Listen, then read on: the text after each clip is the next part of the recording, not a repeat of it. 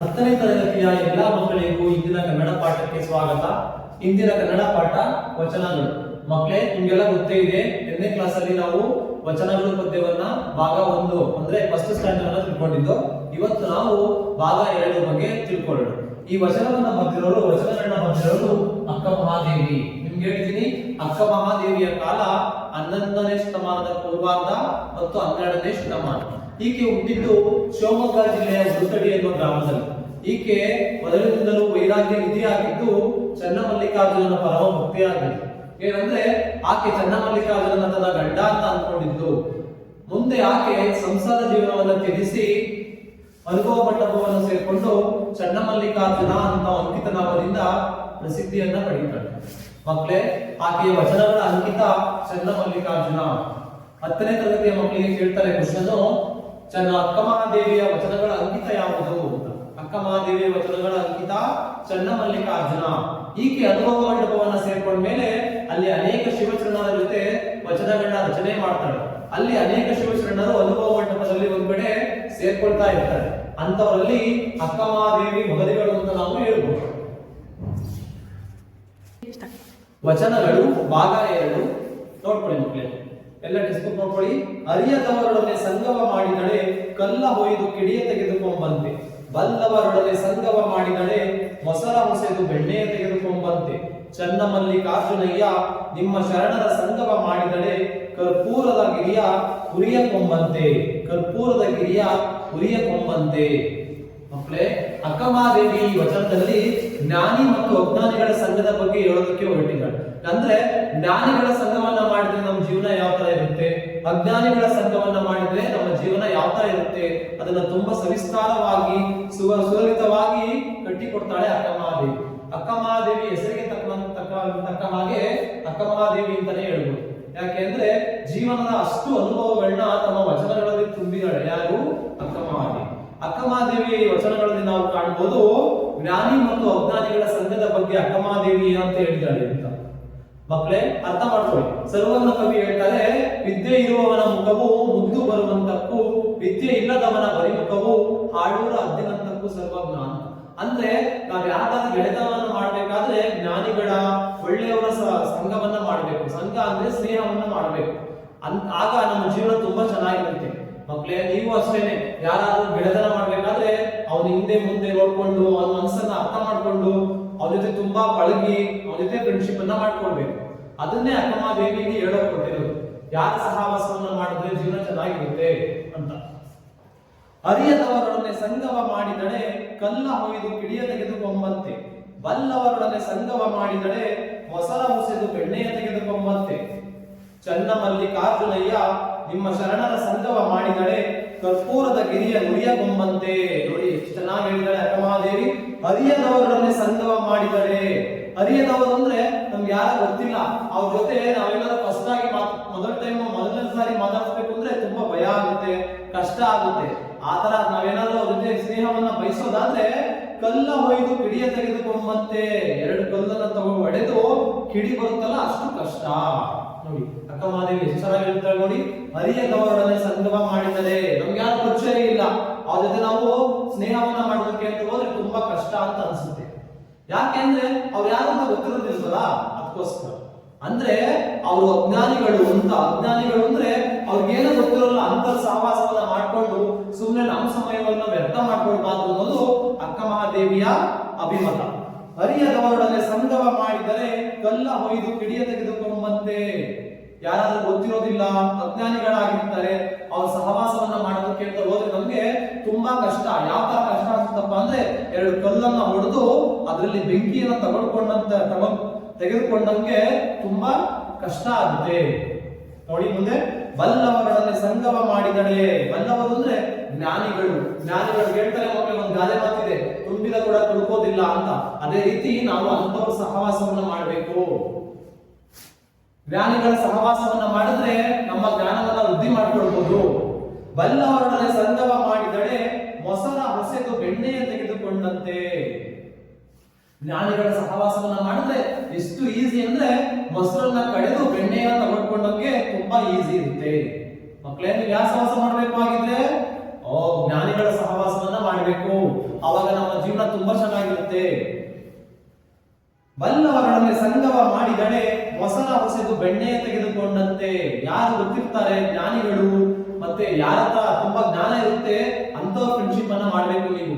ಅವಾಗ ನಿಮ್ಮ ಜೀವನ ತುಂಬಾ ಚೆನ್ನಾಗಿರುತ್ತೆ. ಎಷ್ಟು ಈಸಿ ಆಗಿರುತ್ತೆ, ಎಷ್ಟು ಸುಲಭವಾಗಿರುತ್ತೆ ಅಂತೆ ಕವಯಿತ್ರಿ ಹೇಳಿದಾಳೆ, ಅಕ್ಕಮಹಾದೇವಿ ಮೊಸರ ಹೊಸೆದು ಬೆಣ್ಣೆಯ ತೆಗೆದುಕೊಂಡಂತೆ. ಮೊಸರನ್ನ ಕಡಿದು ಬೆಣ್ಣೆನ ತೆಗೆದುಕೊಂಡಂಗೆ ತುಂಬಾ ಚೆನ್ನಾಗಿರುತ್ತೆ ಜೀವನ. ಚನ್ನಮಲ್ಲಿಕಾರ್ಜುನಯ್ಯ. ಚನ್ನಮಲ್ಲಿಕಾರ್ಜುನಯ್ಯ ಅಂದ್ರೆ ಯಾರು? ಅಕ್ಕಮಹಾದೇವಿಯ ವಚನಗಳ ಆರಾಧ್ಯ ದೈವ ಯಾರು? ಚನ್ನಮಲ್ಲಿಕಾರ್ಜುನ. ನಿಮ್ಮ ಶರಣರ ಸಂಗಮ ಮಾಡಿದಡೆ. ಆದ್ರೆ ಶಿವಶರಣರ ಸಂಘವನ್ನ ಸ್ನೇಹವನ್ನ ಮಾಡಿದ್ರೆ ಎಷ್ಟು ಈಸಿ ನೋಡಿ. ಕರ್ಪೂರದ ಗಿರಿಯ ನುರಿಯ ಕೊಂಬಂತೆ. ಕರ್ಪೂರದ ಗಿರಿ, ಗಿರಿ ಅಂದ್ರೆ ಬೆಟ್ಟ, ಕರ್ಪೂರ ಅಂದ್ರೆ ಕರ್ಪೂರವನ್ನೆಲ್ಲ ಗುಡ್ಡೆ ಹಾಕಿ ಅದಕ್ಕೆ ಒಂದು ಕಿಡಿಯನ್ನ ಸೋಕಿಸಿದ್ರೆ ಯಾವ ತರ ಕರ್ಪೂರ ಎಲ್ಲ ಉಳಿದು ಎಲ್ಲ ಉಳಿದೋಗ್ಬಿಟ್ಟು ಶೇಷ ಸ್ವಲ್ಪನೂ ಕೆಳಗಡೆ ಉಳ್ಕೊಳ್ಳೋದಿಲ್ವೋ ಆ ತರ ಅಷ್ಟು ಈಸಿ. ಜ್ಞಾನಿಗಳ ಸಂಗಮನ ಮಾಡಿದ್ರೆ ಜೀವನ ಚೆನ್ನಾಗಿರುತ್ತೆ ಅನ್ನೋದನ್ನ ಅಕ್ಕಮಹಾದೇವಿ ಈ ಪದ್ಯದಲ್ಲಿ ಕಟ್ಟಿ ಕೊಡ್ತಾಳೆ. ನಿಮ್ಮ ಶರಣರ ಸಂಗಮ ಮಾಡಿದರೆ, ಶರಣರ ಸ್ನೇಹವನ್ನ ಮಾಡಿದ್ರೆ ಕರ್ಪೂರದ ಗಿರಿಯ ನುರಿಯ ಕೊಂಬಂತೆ. ಮಕ್ಕಳಿಗೆ ಗಮನಿಸಿ, ನೀವು ಕರ್ಪೂರವನ್ನ ಹಚ್ಚಿಟ್ಟಾಗ ಕಡೆಯಲ್ಲಿ ಸ್ವಲ್ಪ ಬೂದಿ ಶೇಷ ಏನು ಉಳಿಯೋದಿಲ್ಲ, ಆತರ ಉಳಿದೋಗ್ಬಿಡುತ್ತೆ. ಆತರ ನಮ್ಮ ಜೀವನ ಇರ್ಬೇಕು. ಅದನ್ನ ಕವಯಿತ್ರಿ ಅಕ್ಕಮಹಾದೇವಿ ಕರ್ಪೂರದ ಗಿರಿಯ ನುರಿಯ ಕೊಂಬಂತೆ. ಕರ್ಪೂರದ ಗಿರಿಗೆ ಉರಿಯ ಸೋಕಿದ್ರೆ ಯಾವ ತರ ಕರ್ಪೂರದ ಗಿರಿ ಎಲ್ಲ ಉರಿದೋಗ್ಬಿಟ್ಟು ಸ್ವಲ್ಪ ಬೂದಿ ಕೆಳಗಡೆ ಉಳ್ಕೊಳ್ಳೋದಿಲ್ವೋ ಆತರ ನಮ್ಮ ಜೀವನ ತುಂಬಾ ಚೆನ್ನಾಗಿರುತ್ತೆ. ಯಾರ ಸಹವಾಸವನ್ನ ಮಾಡಿದ್ರೆ? ಜ್ಞಾನಿಗಳ ಸಹವಾಸವನ್ನ ಮಾಡಿದ್ರೆ ಅಂತ ಅಕ್ಕಮಹಾದೇವಿ ಪ್ರಸ್ತುತ ವಚನಗಳಲ್ಲಿ ಹೇಳೋದಕ್ಕೆ ಹೊರಟಿದ್ದಾಳೆ, ಹೇಳಿದ್ದಾಳೆ. ಅವಳ ವಚನಗಳು ಒಂದೊಂದು ಸಹ ಜೀವನದ ಸಾರವನ್ನು ಒತ್ತಿ ಹೇಳ್ತವೆ.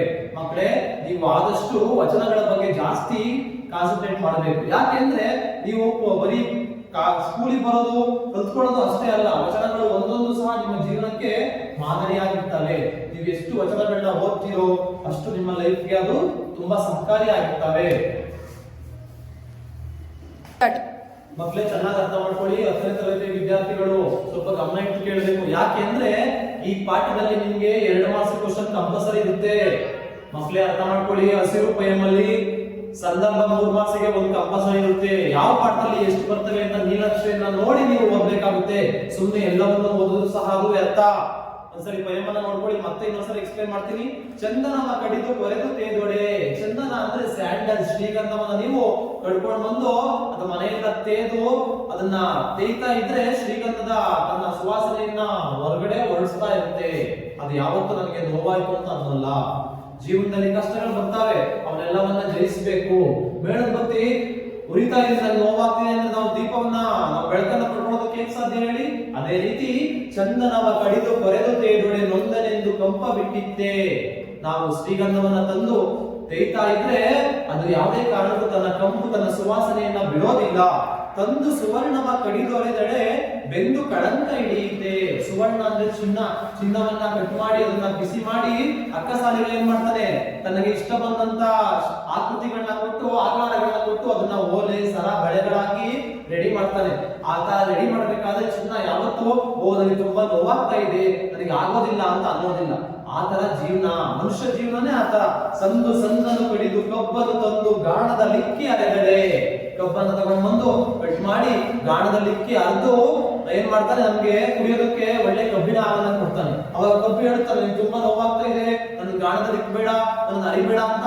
ನಿಮ್ಗೆ ಗಮನಿಸಿರ್ಬೋದು, ರೋಡ್ ಸೈಡ್ ಅಲ್ಲೆಲ್ಲ ಕಬ್ಬನ್ನ ಮಾರ್ತಿರ್ತಾರೆ. ಅವಾಗ ಅವರು ಏನ್ ಮಾಡ್ತಾರೆ, ಕಬ್ಬನ್ನ 2-3 ಸರಿ ಹಾಕಿ ಅದ್ರಲ್ಲಿ ಇರ್ತಕ್ಕಂಥ ರಸವನ್ನ ಏನ್ ಮಾಡ್ತಾರೆ, ತೆಗಿತಾರೆ. ಅವಾಗ ಕಬ್ಬು ನನ್ಗೆ ಹಾಕ್ಬೇಡ, ನನ್ಗೆ ಹಿಂಸೆ ಆಗ್ತಿದೆ ಅಂತ ಖಂಡಿತ ಇಲ್ಲ.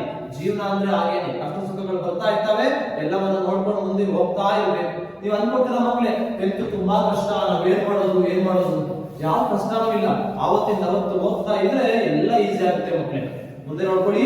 ಬೆಂದು ಬಾಕಗೂಡ ಸಕ್ಕರೆಯಾಗಿ ನೊಂದನೆಂದು ಸಿಹಿಯ ಬಿಟ್ಟಿತ್ತೆ. ನೋಡಿ, ಆ ಸಕ್ಕರೆ ಆಗುತ್ತೆ ಮುಂದೆ. ಆ ಅಕ್ಕಿನ ಮುಂಚೆನಿಂದ ಕುಡಿದ್ರೆ ಕಬ್ಬಿನ ಹಾಲಾಗುತ್ತೆ. ಯಾವತ್ತು ಆ ಕಬ್ಬು ನನಗೆ ನೋವಾಯ್ತು, ನನ್ ಗಡಿಬೇಡಿ, ನನ್ನ ಗಾಣದಲ್ಲಿಕ್ಕಿ ಅರಿಬೇಡಿ ಅಂತ ಹೇಳಿ. ಆ ತರ ಜೀವನ. ನಾ ಹಿಂದೆ ಮಾಡಿದ ಈ ನಂಗಳೆಲ್ಲವ ತಂದು ಮುಂದಿಡುವಲು ನಿಮಗೆ ಹಾನಿ. ನಾನು ಹಿಂದೆ ಮಾಡಿರ್ತಕ್ಕಂಥ ಎಲ್ಲಾ ಕೆಟ್ಟ ಕೆಲಸಗಳನ್ನ ಏನ್ ಮಾಡು, ಮುಂದೆ ತಗೊಂಡ್ ಬರ್ಬೇಡ, ಎಲ್ಲನ್ನು ಅಲ್ಲೇ ಏನ್ ಮಾಡು, ಕ್ಷಮಿಸ್ಬಿಡು ಅಂತ ಕೇಳ್ತಾಳೆ. ಯಾರು? ಅಕ್ಕಮಹಾದೇವಿ. ಎನ್ನ ತಂದೆ ಚನ್ನಮಲ್ಲಿಕಾರ್ಜುನ ದೇವಯ್ಯ ನೀ ಕೊಂದಡೆಯು ಶರಣೆಂಬುದ ಮಾಡೆ. ಆಕೆ ಹೇಳ್ತಾಳೆ, ನೀನು ನನ್ನ ಕೊಂದ್ರೂ ಸಹ ನಾನು ಶರಣು ಅಂತಾನೆ ಹೇಳ್ತೀನಿ, ಯಾವತ್ತು ನಾನು ನಿನಗೆ ದಾಸಿ ಆಗಿರ್ತೀನಿ. ನೋಡಿ, ಚನ್ನಮಲ್ಲಿಕಾರ್ಜುನ ತನ್ನ ಗಂಡ ಅಂತ ಅನ್ಕೊಂಡಿರ್ತಕ್ಕಂಥ ಅಕ್ಕಮಹಾದೇವಿ ಚನ್ನಮಲ್ಲಿಕಾರ್ಜುನನ್ನ ಶರಣು ಅಂತ ಕರೀತಾಳೆ, ಶರಣಯ್ಯ ಅಂತ ಕರೀತಾಳೆ. ಅಂದ್ರೆ ಆಕೆ ನಾನು ನಿನ್ನ ಶರಣಾಗಿರ್ತೀನಿ ತಂದೆ ಅಂತ ಹೇಳ್ತಾಳೆ ಅಕ್ಕಮಹಾದೇವಿ. ಅರಿಯದವರೊಡನೆ ಸಂಗಮ ಮಾಡಿದರೆ ಕಲ್ಲ ಹೊಯ್ದು ಕಿಡಿಯ ತೆಗೆದುಕೊಂಬಂತೆ. ಯಾರ ಗೊತ್ತಿಲ್ಲ, ಅಜ್ಞಾನಿಗಳು ಅವರ ಸಹವಾಸವನ್ನ ಮಾಡ್ಬೇಕಾದ್ರೆ ನಮ್ಗೆ ತುಂಬಾ ಕಷ್ಟ ಅನಿಸುತ್ತೆ. ಯಾರಾದ್ರೂ ಎಕ್ಸಾಂಪಲ್ ನಿಮಗೆ ಗೊತ್ತಿರೋದಿಲ್ಲ ಯಾರ ಬಗ್ಗೆನೋ ನೀವು ಪರಿಚಯ ಮಾಡ್ಕೋಬೇಕಂದ್ರೆ ತುಂಬಾ ಕಷ್ಟ ಆಗಲ್ಲ ಮಕ್ಕಳೇ. ಅದೇ ರೀತಿ ಯಾರು ನಮಗೆ ಗೊತ್ತಿಲ್ಲ ಅವ್ರ ಬಗ್ಗೆ ತಿಳ್ಕೊಳ್ಬೇಕು ಅಂದ್ರೆ ತುಂಬಾ ಕಷ್ಟ ಆಗುತ್ತೆ. ಅದೇ ಅಜ್ಞಾನಿಗಳ ಸಹವಾಸವನ್ನ ಮಾಡಬಾರ್ದು ಅಂತ ಕವಯತ್ರಿ ಅಕ್ಕಮಹಾದೇವಿ ಹೇಳಿಕೊಳ್ತಿರೋದು. ಅಂದ್ರೆ ಅರಿಯದವರ ಸಹವಾಸ ಮಾಡಿದ್ರೆ ಕಲ್ಲ ಹೊಯ್ದು ಕಿಡಿಯ ತೆಗೆದುಕೊಂಡಂತೆ. ಯಾರು ಗೊತ್ತಿಲ್ಲ, ಯಾರು ಅಜ್ಞಾನಿಗಳು ಅವ್ರ ಸಹವಾಸವನ್ನ ಮಾಡ್ತಿದ್ರೆ ಕಲ್ಲನ್ನ ಹೊಡೆದು ಕಿಡಿನ ತಗೊಂಡ್ಕೊಂಡಂಗೆ. ಬಲ್ಲವರೊಡನೆ ಸಂಗಮ ಮಾಡಿದರೆ ಮೊಸರ ಹೊಸೆದು ಬೆಣ್ಣೆಯ ತೆಗೆದುಕೊಂಡಂತೆ. ಅದೇ ಗೊತ್ತಿರೋರಂದ್ರೆ ತುಂಬಾ ಈಸಿ. ಯಾವ ತರ ಮೊಸರನ್ನ ಕಡ್ದು ಅದರಲ್ಲಿ ಬೆಣ್ಣೆಯನ್ನು ತೆಗೆದುಕೊಂಡಂಗೆ ತುಂಬಾ ಈಸಿ ಆಗಿರುತ್ತೆ ಅಂತ ಅಕ್ಕಮಹಾದೇವಿ ತನ್ನ ವಚನಗಳಲ್ಲಿ ಹೇಳಿದ್ದಾಳೆ. ಚನ್ನಮಲ್ಲಿಕಾರ್ಜುನಯ್ಯ ನಿಮ್ಮ ಶರಣರ ಸಂಗಮ ಮಾಡಿದರೆ ಕರ್ಪೂರದ ಗಿರಿಯ ಉರಿಯ ಕೊಂಬಂತೆ. ಆದ್ರೆ ಶರಣರ ಸ್ನೇಹವನ್ನ ಮಾಡಿದ್ರೆ ಯಾವ ತರ ತುಂಬಾ ಸುಲಭವಾಗಿರುತ್ತೆ ಜೀವನ ಅಂದ್ರೆ, ಕರ್ಪೂರದ ಗಿರಿಗೆ ಉರಿ ಸೋಕಿದ್ರೆ ಯಾವ ತರ ಒಂದು ಸ್ವಲ್ಪ ಶೇಷ ಇದ್ದಾಗೆ ಕರ್ಪೂರದ ಗಿರಿ ಉರಿದು ಹೋಗುತ್ತೋ ಅದೇ ರೀತಿ ಜೀವನ ತುಂಬಾ ಸುಲಲಿತವಾಗಿರುತ್ತೆ ಅಂತ ಕವಯತ್ರಿ ಅಕ್ಕಮಹಾದೇವಿ ಈ ವಚನಗಳಲ್ಲಿ ಹೇಳ್ಕೊಟ್ಟಿದ್ದಾಳೆ. ಮಕ್ಕಳೇ, ನಿಮ್ಗೆ ಯಾವ ಟಾಪಿಕ್ ಸ್ವಲ್ಪ ಕಷ್ಟ ಅನಿಸ್ತಾ ಇದೆ, ಯಾವ ಪಾಠ ಕಷ್ಟ ಅನಿಸ್ತಾ ಇದೆ, ಯಾವ ವ್ಯಾಕರಣ ಅಂಶಗಳು ನಿಮಗೆ ಕಷ್ಟ ಅನಿಸ್ತಿದೆ ಅದನ್ನ ದಯವಿಟ್ಟು ಕಮೆಂಟ್ ಮಾಡಿ. ಅದನ್ನ ನಾನು ಮುಂದೆ ಬರ್ತಕ್ಕಂತ ತರಗತಿಗಳಲ್ಲಿ ನಿಮ್ಗೆ ಸವಿಸ್ತಾರವಾಗಿ ನಿಮ್ಗೆ ಅರ್ಥ ಆಗೋ ತರ ಮಾಡಿ ತಿಳಿಸ್ತೀನಿ.